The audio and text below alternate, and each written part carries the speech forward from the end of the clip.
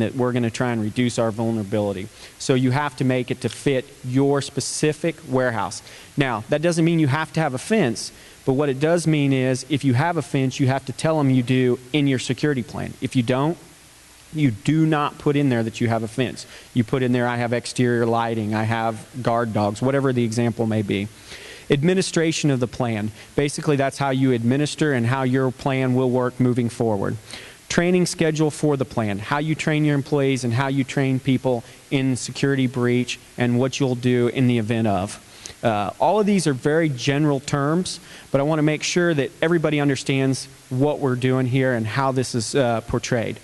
The definition of whether or not you have to have this is if you receive, ship, offer placardable loads greater than 1,000 pounds of 1.4 G consumer fireworks from your storage or warehouse facility, you are required to have a DOT-sensitive security plan. So, for instance, if I ship you a semi-load of product, you bring it to your warehouse, you split that product up and ship it to 10 retail stores. Each of your 10 retail stores do not specifically have to have a security plan. However, if they have storage connected with that retail store, it has been advised at this point in time to have that security plan. It's still somewhat of a gray area, but it's advised that you have it as a safety precaution. But your warehouse itself does have to have a security plan. Drivers and vehicles. You have to have a current list of all drivers. So if you have 4 or 5 drivers distributing to 4 or 5 or 20 different locations, you actually have to keep a list of that driver and his credentials. That driver has to have a CDL, once again, with a hazmat endorsement. One thing, too, that this is a little different than I think how a lot of people understand it. Everybody thinks that if you're carrying under 1,000 pounds, you do not have to have a CDL with a hazmat. That's technically incorrect now, they're saying. If you have under 1,000 pounds, you do not have to be placarded. But if you're offering it for commercial use, you do have to have a CDL and you do have to have the hazmat endorsement. So once again, the guy driving up to our North Broadway store from our warehouse 1 mile away and he's carrying 1 case of cuckoos, that has to be a CDL driver with a hazmat to transport that merchandise legally. He once again has to have the training. You have to have a background check. The background check's done through usually your state driver's license. I'm sure a lot of you out here have CDLs. They come in, they take your fingerprints, they do your background testing that. You have to have a drug testing policy. The drivers have to be a part of a drug consortium. Most local, like for here in Pittsburgh, we have a hospital that has a drug consortium that they randomly choose drivers from that consortium every month, and you have to go in and be tested periodically. Local hospitals and labs are a good way to start. Your supervisor, your director, in most events, us, ourselves, have to be trained in recognizing someone that's impaired by drugs or alcohol. So you have to be able to spot if your driver's using any kind of substance abuse.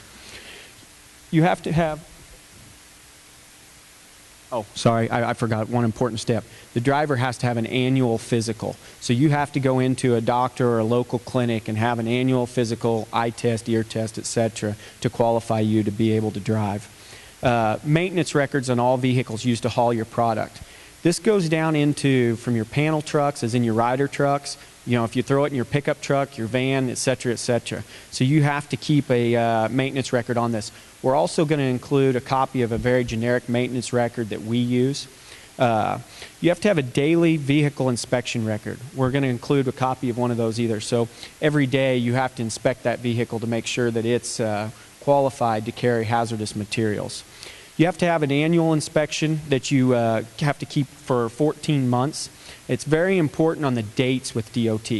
At 14 months, 1 day, you don't have to have it, you know. But up to that 14 months, you are required by law, and they will come in and ask for that information. You have to have a DOT sticker on your truck. I think everybody's probably seen these. It's usually a magnet in most people's pickup trucks. It's got your DOT hazardous number in that.